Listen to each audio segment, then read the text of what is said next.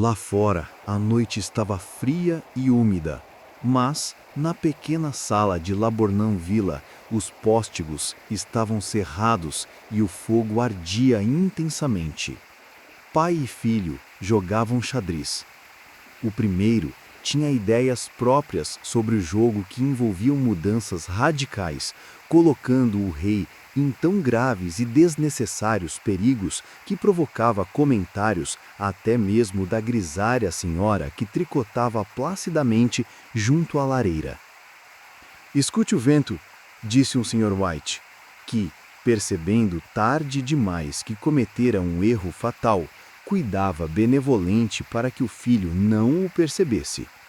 "Estou ouvindo", disse o último, examinando impiedosamente o tabuleiro, ao estender a mão. "Cheque." "Não creio que ele venha esta noite", disse o pai, com a mão apousada sobre o tabuleiro. "Mate", replicou o filho. "Este é o lado ruim de viver em um lugar tão remoto", o Sr. White vociferou com uma súbita e inesperada violência. "De todos os lugares terríveis, distantes e lamacentos para se morar, este é o pior. O caminho é um lamaçal e a estrada é uma torrente. Não sei o que essa gente está pensando. Somente porque há apenas 2 casas na estrada, eles não encontram motivo por que se importar." "Não se preocupe, querido", disse, conciliatória, a mulher. "Da próxima vez, talvez você vença a partida." O Sr. White ergueu os olhos bruscamente, a tempo de interceptar um olhar de cumplicidade entre mãe e filho. As palavras morreram em seus lábios, e ele escondeu um sorriso de culpa sob a barba fina e grisalha. "Aí vem ele", disse Herbert White, quando o portão bateu barulhentamente e passos pesados se aproximaram da porta. O velho levantou-se com uma pressa hospitaleira. Ouviram-no cumprimentar o visitante, que retribuiu o cumprimento.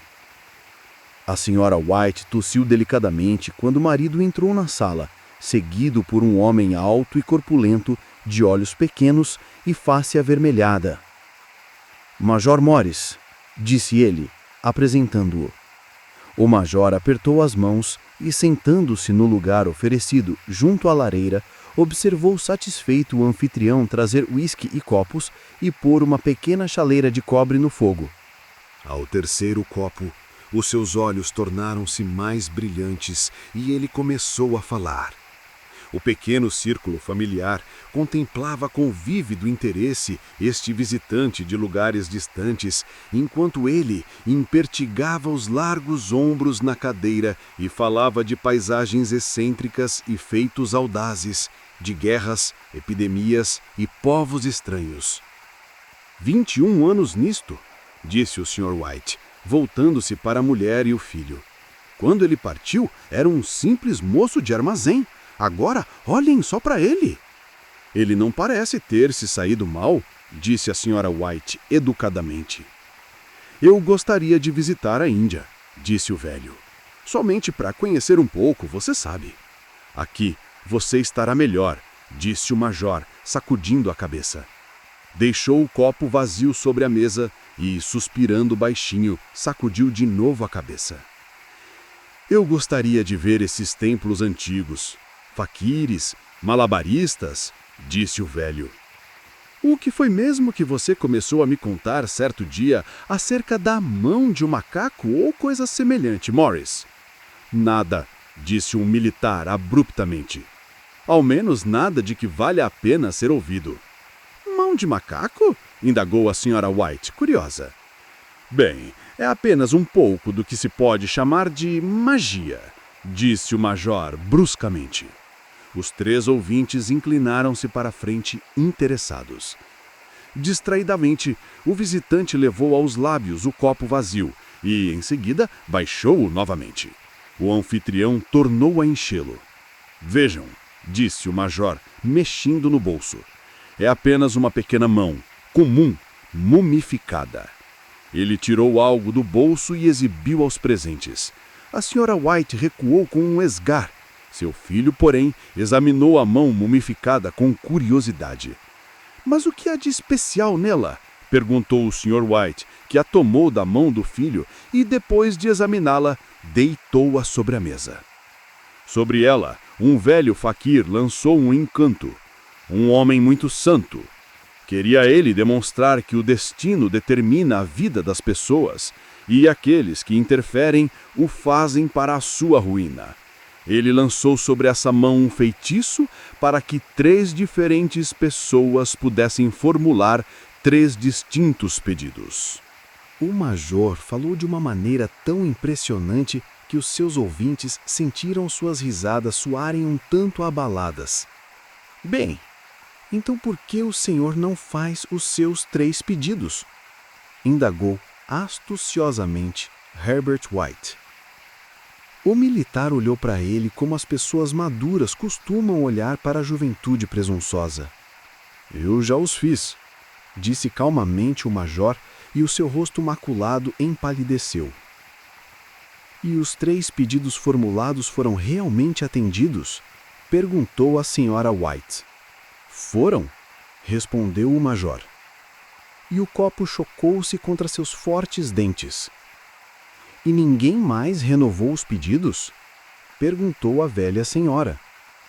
A primeira pessoa teve sim os seus desejos satisfeitos, respondeu.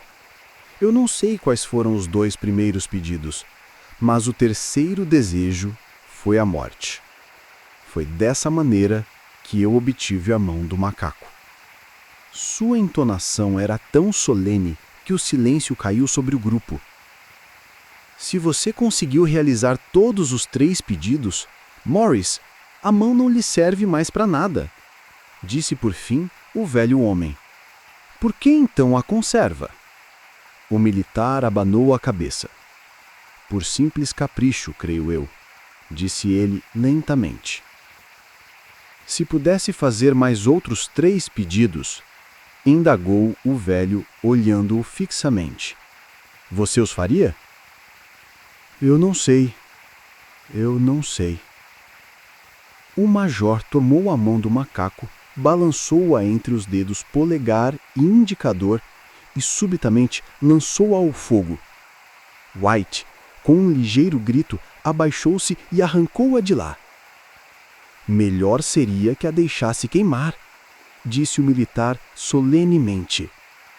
Se você não mais a quer, disse o velho, dê-a para mim. Não, disse obstinadamente o amigo. Eu a joguei no fogo. Se você quiser ficar com ela, não me culpe pelo que vier a acontecer. Lance-a novamente no fogo como um homem sensato. O outro sacudiu a cabeça e examinou de perto a sua nova pertença. Como é que se faz o pedido? Segure-a em sua mão direita e formule o pedido em voz alta, mas eu o advirto quanto às consequências. Parece 1001 noites, disse a senhora White, levantando-se e começando a pôr a mesa. Você não acha que poderia pedir 4 pares de mãos para mim? O marido tirou o talismã do poço e em seguida os 3 caíram na gargalhada, quando o major, com o olhar assustado no rosto, segurou-o pelo braço. Se for mesmo fazer um pedido, deseje algo sensato. O Sr. White guardou novamente o amuleto no bolso e, arrumando as cadeiras, chamou o amigo à mesa com um aceno. Durante o jantar, o talismã foi de certo modo esquecido, e depois os 3 escutaram encantados o 2º capítulo das aventuras do militar na Índia. Se a história sobre a mão do macaco não for mais verdadeira do que as que ele nos contou, disse Herbert, quando a porta se fechou atrás do convidado, a tempo de ele apanhar o último trem, então não devemos dar muito crédito a ela. Você deu alguma coisa pela mão? Perguntou a Sra. White, olhando atentamente para o marido. Uma bagatela, disse ele, corando levemente. Ele não queria receber, mas eu o fiz aceitar. E ele insistiu novamente para que eu a jogasse fora. Sem dúvida vamos ser ricos, famosos e felizes. Pai, somente de início, peça para ser um imperador, e o senhor não mais será dominado por mamãe. Ele correu em volta da mesa, perseguido por uma injuriada Sra. White, armada com uma capa de poltronas. O Sr. White sacou a mão do macaco do bolso e olhou para ela com um ar de dúvida. Eu não sei o que pedir, isto é um fato, disse ele lentamente. Parece-me que tenho tudo quanto quero. Se o senhor liquidasse o débito da casa, ficaria muito feliz, não é mesmo? Disse Herbert, com a mão pousada no ombro do pai. Bem, peça então 200 libras. É justamente o que lhe falta. O pai, com um sorriso envergonhado da própria credulidade, ergueu o talismã, enquanto o filho, com uma expressão solene, um tanto comprometida pela piscadinha dirigida à mãe, sentou-se ao piano e extraiu alguns acordes grandiloquentes. Eu desejo 200 libras, disse o pai em clara voz. Um belo acorde de piano felicitou as palavras, mas estas foram interrompidas por um grito estridente do velho homem. A mulher e o filho correram até ele. Ela se mexeu, disse ele, com um olhar de nojo para o objeto que caíra ao chão. Quando eu formulei o meu pedido, ela se contorceu em minhas mãos como uma cobra. Bem, eu não estou vendo dinheiro, disse o filho enquanto a apanhava e a punha sobre a mesa. E aposto que nunca o verei. Deve ter sido imaginação sua, pai, disse a mulher, olhando-o ansiosamente. Não faz mal, não houve nada, mas ainda assim a coisa me abalou. Sentaram-se perto da lareira novamente, enquanto os homens terminavam de fumar os seus cachimbos. Lá fora, o vento soprava ainda mais vigorosamente. O velho sobressaltou-se ao ouvir o som de uma porta batendo no andar superior. Um silêncio estranho e deprimente abateu-se sobre todos os três, e os envolveu até que o velho casal se levantou para dormir. Espero que o senhor encontre o dinheiro enrolado em um grande saco, bem no meio da cama, disse Herbert ao dar-lhe boa noite. E algo de terrível agachado em cima do guarda-roupas o espreite enquanto o senhor embolsa o seu ganho fácil. Ele permaneceu sentado, sozinho, na escuridão. Observava o fogo fenecer e via rostos formando-se nas chamas. A última cara era tão horrível, tão simiesca, que ele a contemplou com assombro. A imagem era de uma vivacidade tal que Herbert, com um sorriso inquieto, procurou na mesa um copo d'água para jogar sobre ela. Agarrou a mão do macaco, sentindo um breve calafrio. Então limpou a própria mão no casaco e retirou-se para a cama. Na manhã seguinte, enquanto tomava o café da manhã sob a luz do sol invernal que pairava sob a mesa, Herbert riu de seus temores. Havia na sala um ar de prosaica rigidez que faltara na noite anterior. E a mão do macaco, enrugada e suja, atirada negligentemente sobre o aparador, não inspirava nenhuma grande crença em suas virtudes. Eu creio que todos os velhos militares são iguais, disse a senhora White. Que ideia nossa de dar ouvidos a estas tolices! Como se pode acreditar nos dias de hoje em talismãs que nos concedem desejos? E se as 200 libras lhe forem concedidas, o que de mal poderá lhe acontecer, pai? Será mal se as libras caírem do céu bem em cima da cabeça dele, disse Herbert frivolamente. Segundo Morris, as coisas aconteciam com tanta naturalidade que, se o quisesse, você poderia considerar uma simples coincidência, disse o pai. Bem, não lance mão do dinheiro antes que eu volte, disse Herbert ao se levantar da mesa. Temo que o senhor se transforme em um homem mau e avarento e nós tenhamos que repudiá-lo. A mãe sorriu, acompanhou-o até a porta e ouviu afastar-se pela estrada. De volta à mesa, ela parecia se divertir com a credulidade do marido. Mas isto não a impediu de correr à porta quando o carteiro bateu, nem de fazer referência a majores reformados beberrões quando descobriu que o correio trouxe apenas a conta do alfaiate. Com certeza Herbert fará outra observação irônica quando voltar, disse ela quando se sentaram para jantar. Com certeza, disse o Sr. White, servindo-se de um pouco de cerveja. Mas como for, a coisa se contorceu na minha mão. Juro que sim. Você imaginou que ela se mexeu, disse a Sra. White suavemente. Eu estou dizendo que ela se mexeu. Quanto a isto, não tenho dúvidas. Eu havia acabado... O que houve? A mulher não respondeu. Ela estava observando os movimentos misteriosos de um homem do lado de fora que, olhando indeciso para a casa, parecia tentar decidir-se a entrar. Numa conexão mental com as 200 libras, ela percebeu que o estranho estava bem vestido e usava um reluzente chapéu de seda novo. Por 3 vezes ele parou no portão e depois retrocedeu. Na 4ª tentativa, pôs a mão sobre ele e, em seguida, com uma súbita resolução, abriu-o e avançou. No mesmo momento, a senhora White colocou a mão atrás de si, desatou apressadamente o avental e colocou esta útil peça do vestuário sob a almofada de sua cadeira. Ela conduziu o estranho, que parecia pouco à vontade, à sala. Ela a contemplou furtivamente e ouviu com ar preocupado a velha senhora desculpar-se pela aparência da sala e pelo casaco do marido, uma vestimenta que ele geralmente reservava ao jardim. Ela então esperou, tão pacientemente quanto seu sexo permitia, que ele abordasse o motivo da visita, mas ele permaneceu, a princípio, enigmaticamente calado. Pediram-me que viesse, disse ele finalmente. Abaixou-se e extraiu um pedaço de algodão da calça. Eu venho da parte de Mal e Maggins. A velha senhora teve um sobressalto. Aconteceu alguma coisa? Ela perguntou ofegante. Aconteceu alguma coisa, Herbert? O que foi? O que foi? O marido se interpôs. Espere, mãe, disse ele rapidamente. Sente-se e não tire conclusões precipitadas. Certamente o senhor não nos trouxe más notícias, não é mesmo? Disse o velho olhando o outro ansiosamente. Eu sinto muito, começou o visitante. Ele está ferido? Interpelou a mãe. O visitante inclinou-se, assentindo. Gravemente ferido. Ele disse em voz baixa, mas já não mais sente dor. Oh, graças a Deus, disse a senhora, apertando as mãos. Graças a Deus, graças...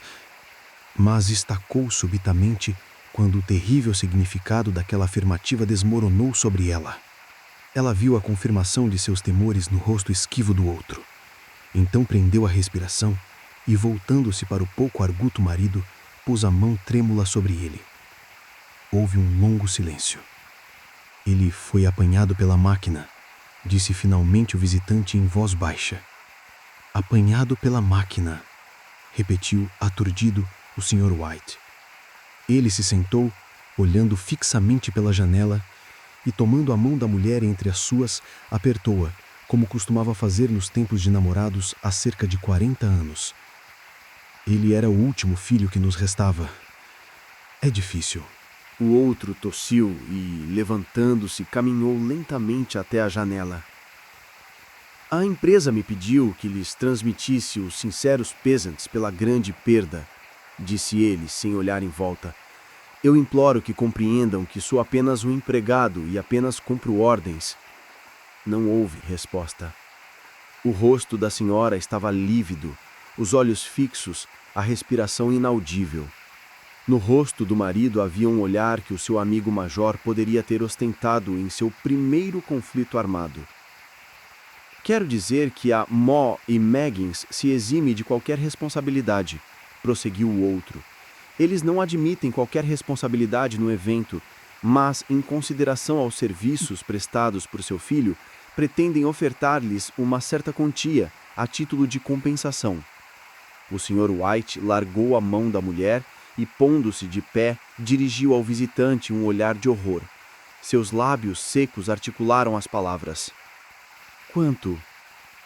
200 libras, foi a resposta. Sem atinar para o grito da esposa, o velho sorriu debilmente, estendeu a mão como um homem cego e caiu desfalecido como um fardo no chão. No imenso cemitério novo, a umas 2 milhas de distância, os velhos sepultaram seu morto e voltaram para a casa mergulhada na sombra e no silêncio. Tudo acabara tão rapidamente que a princípio eles mal se davam conta do que ocorrera. Permaneceram em um estado de expectativa, como se algo mais estivesse por acontecer, algo que lhes aliviasse aquele fardo, pesado demais para os seus velhos corações. Mas os dias se passaram e a expectativa deu lugar à resignação. A resignação sem esperança dos velhos, às vezes tomada erroneamente por apatia.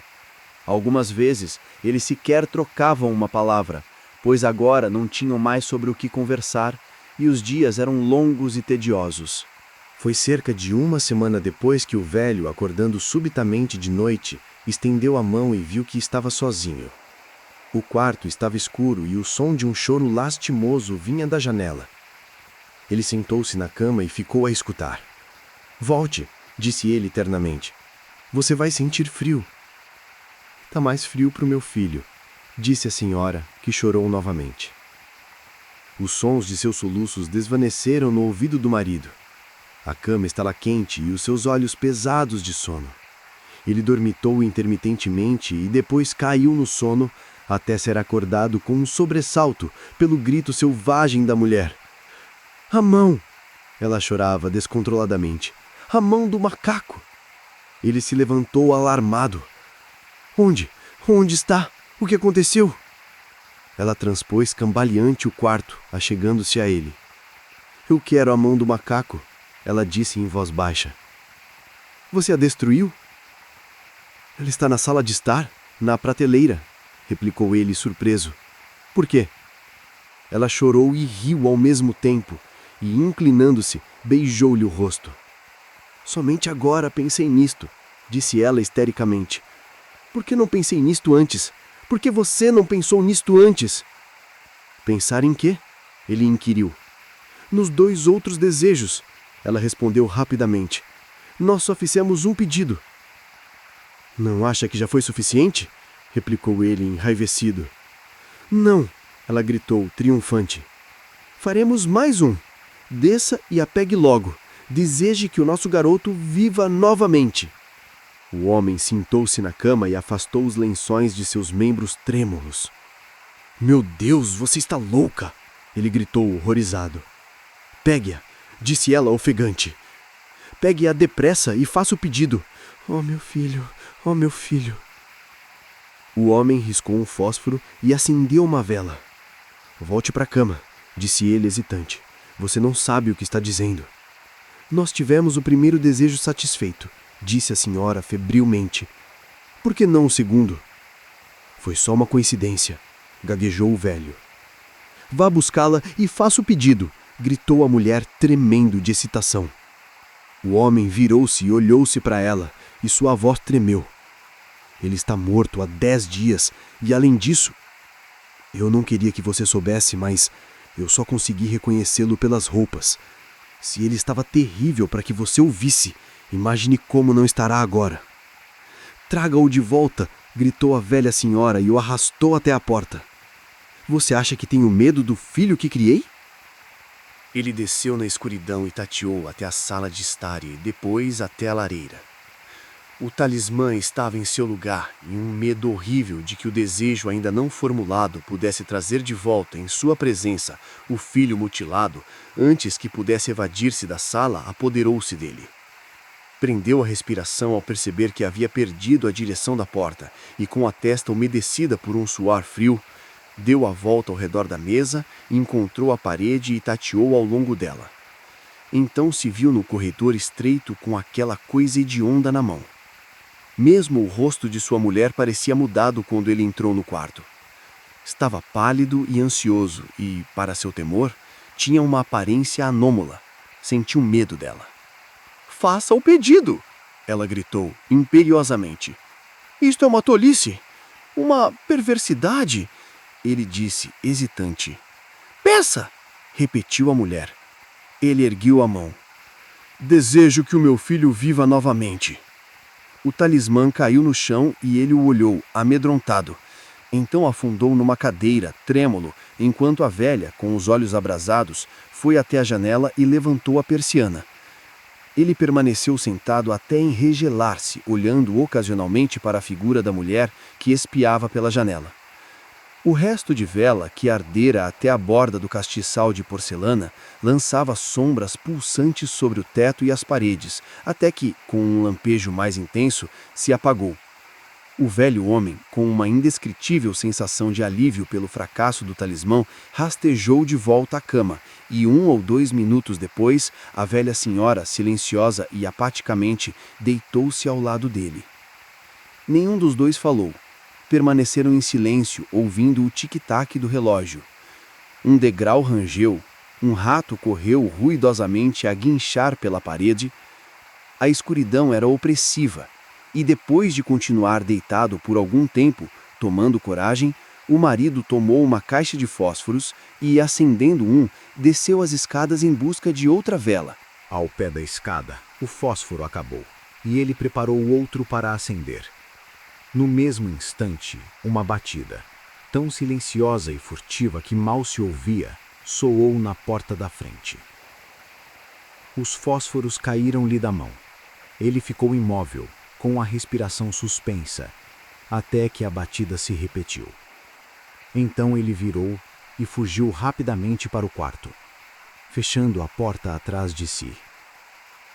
Uma terceira batida ressoou pela casa.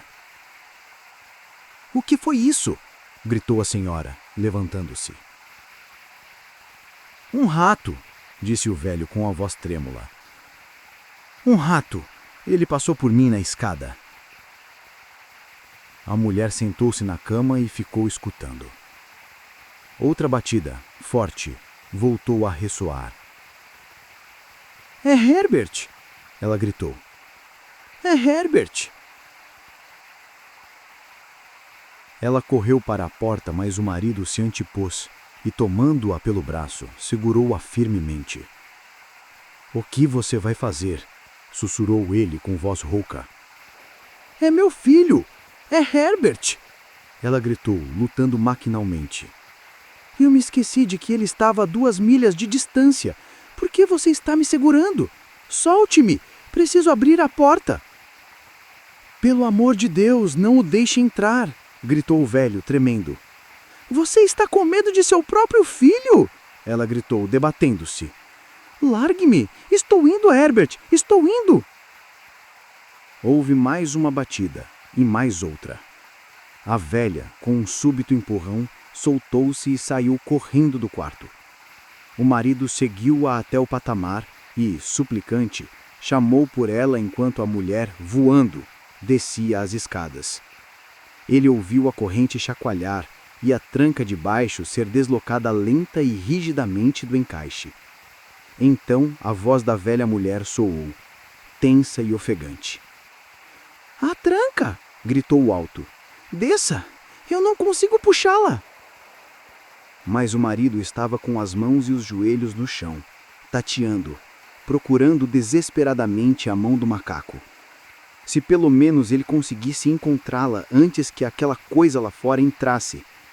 Batidas sucessivas reverberaram pela casa, e ele ouviu o arrastar de uma cadeira quando a mulher a colocou no corredor de encontro à porta. Ele ouviu o ranger da tranca ao ser deslocada lenta e rigidamente do encaixe. Então, no mesmo instante, encontrou a mão do macaco. Desesperadamente formulou seu terceiro e último pedido. As batidas cessaram subitamente, embora seus ecos ainda ressoassem pela casa. Ele ouviu a cadeira ser arrastada para trás e a porta se abrir. Um vento frio subiu até a escada, e o longo e alto gemido de decepção e tristeza da mulher lhe deu coragem para correr até ela e, em seguida, até o portão. O cintilar do lampião do outro lado da rua alumiava uma estrada calma e deserta.